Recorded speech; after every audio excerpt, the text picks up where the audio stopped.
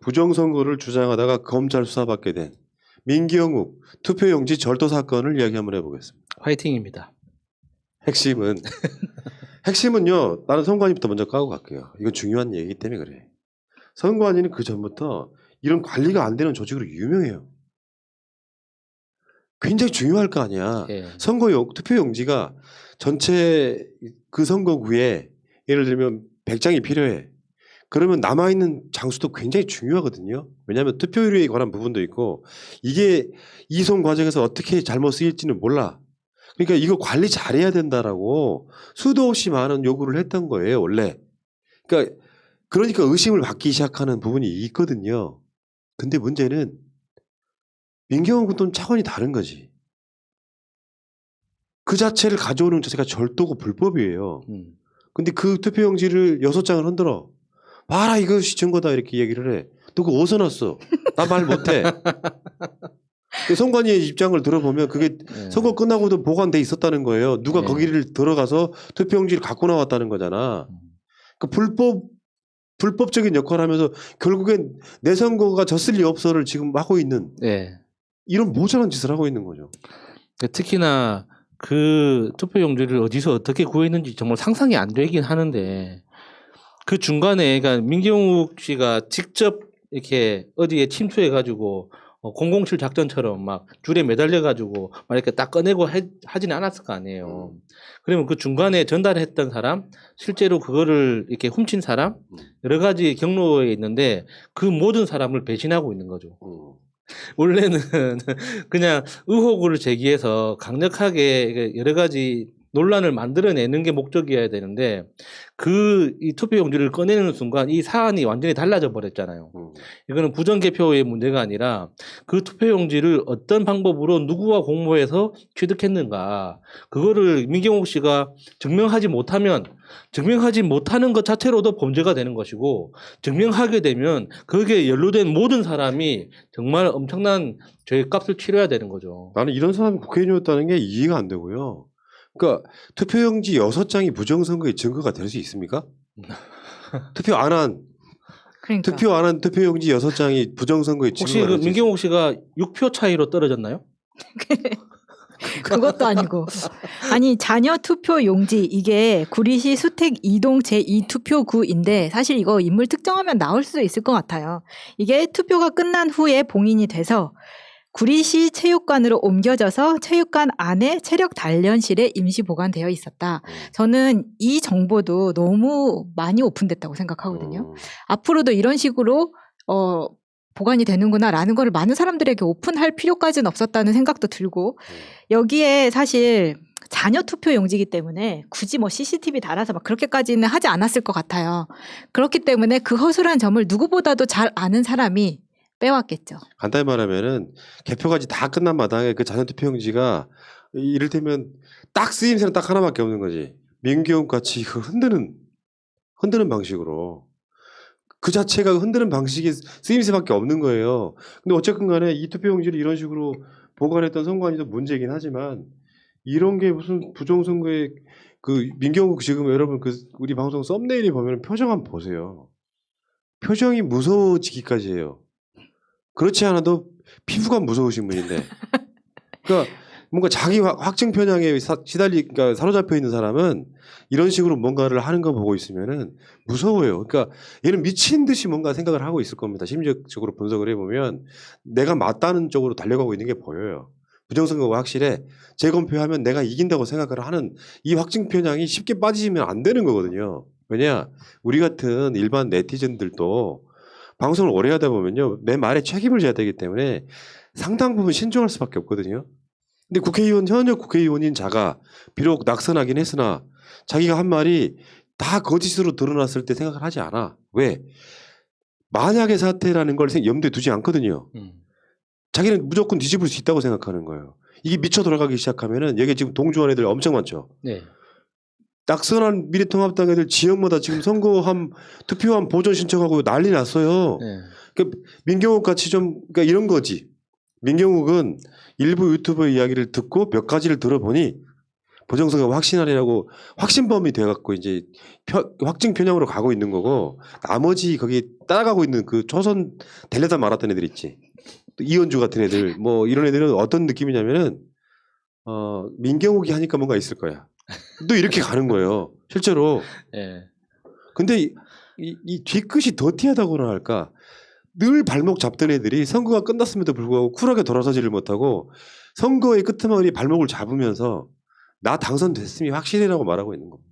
그러니까 지금 민경욱 따라서 이렇게 그 일단 숟가락이라도 얹어보는 나머지 의원들은 그렇게 큰 돈 드는 거 아니고 그러니까 그냥 일단 먼저 보험 드는 셈 치고 일단 해볼만 하니까 해놓는 건데 민경욱은 여기에서 이제 물러날 수 없는 상황까지 와버렸잖아요.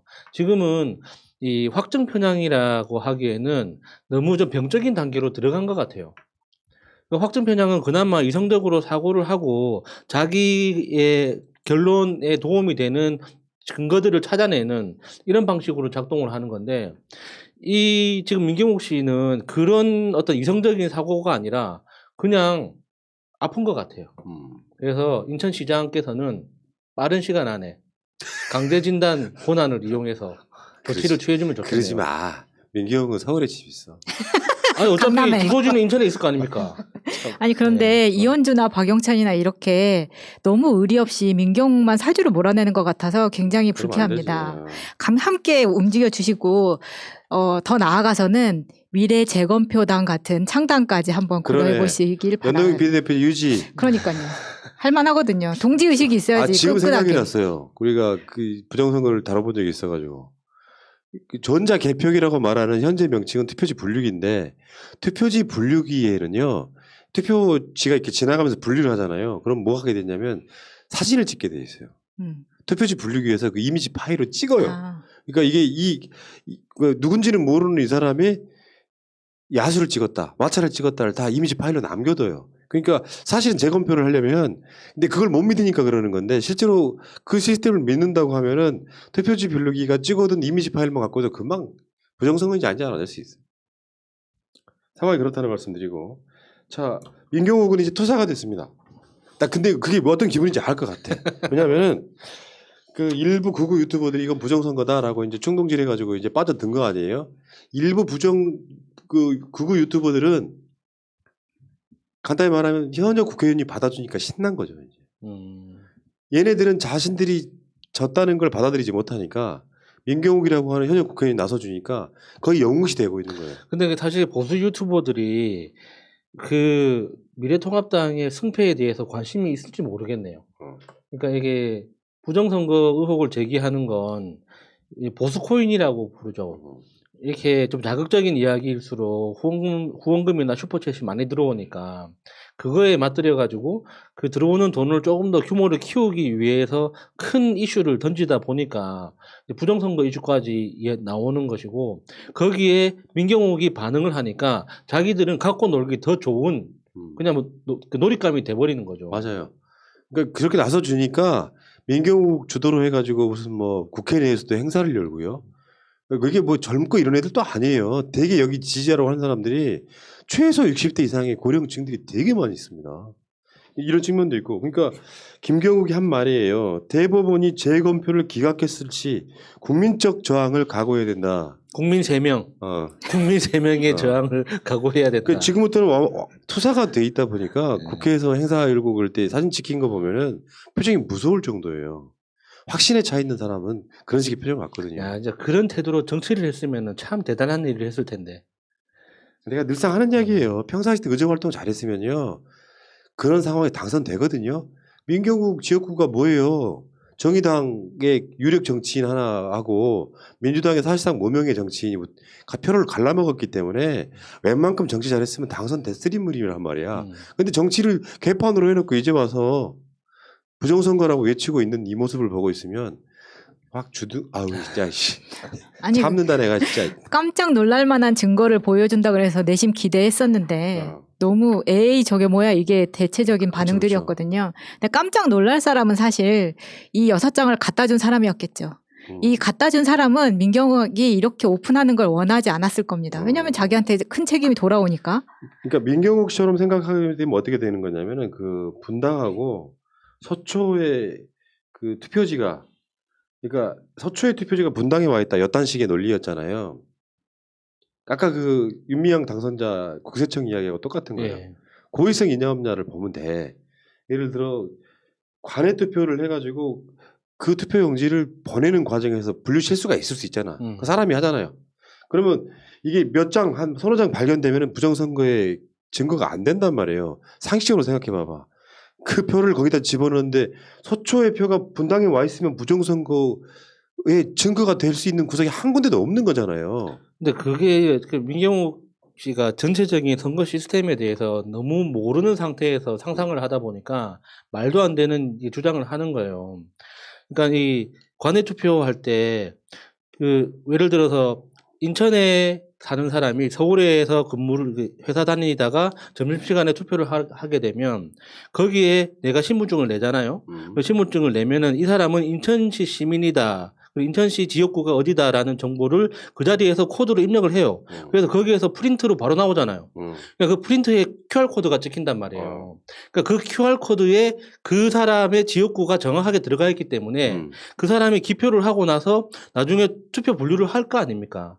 그러면은 그 종이 자체는 대한민국 안에만 있다면 똑같은 결과인 거예요. 그러니까 물리적으로 종이가 인천에 있든 서울에 있든 경기도에 있든 상관없이 그 사람의 투표 결과는 개표 시에 정확하게 입력이 되는 거예요. 근데 그게 종이가 인천으로 표시된 종이가 남양주에서 나왔다. 그거는 그러니까 부정도 아무것도 아니고 그냥 당연히 행정 실수야. 시스템상 그럴 수 있는 거라니까. 그러니까 이걸 부정선거 증거라고 이야기하고 있고 투표용지 6장은 이게 투표용지 6장을 흔들고 얘가 뭐라 그랬는지 기억이 안 나지 지금. 그러니까 부정선거를 이야기하려다가 지금 생활항 사게 된 민경욱 이야기잖아요. 이게 지금 선관위가 이제 못 참겠다 하고 이제 법적인 단계로 들어가는 상황이거든요. 참 안타깝다는 생각이 들어요. 정치 4년 딱 해보고 정말 욕은 바가지로 쳐먹고는 마지막까지 뒤끝을 부리고 있는 우리 장래의 멍게 TV 운영자님. 여기까지.